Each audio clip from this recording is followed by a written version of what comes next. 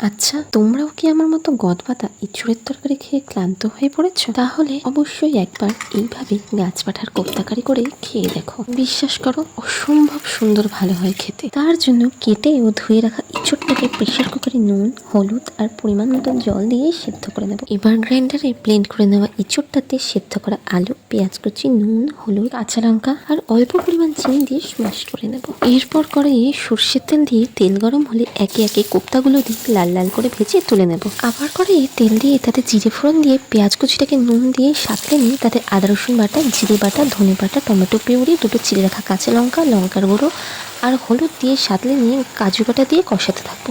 কষাতে কষাতে যখন মশলা থেকে তেল ছেড়ে আসবে তখন অল্প পরিমাণ চিনি দিয়ে মশলা ধোয়া জল দিয়ে মিনিট চারের জন্য ফুটিয়ে কোপ্তাগুলো দিয়ে আলতো হাতে 2 মিনিটের জন্য নাড়িয়ে চাড়িয়ে ঘি আর গরম মশলা বাটা দিলেই রেডি ইঁচড়ের কোপ্তাকারি। রেসিপিটা ভালো লাগলে সাবস্ক্রাইব করতে ভুলো না কিন্তু।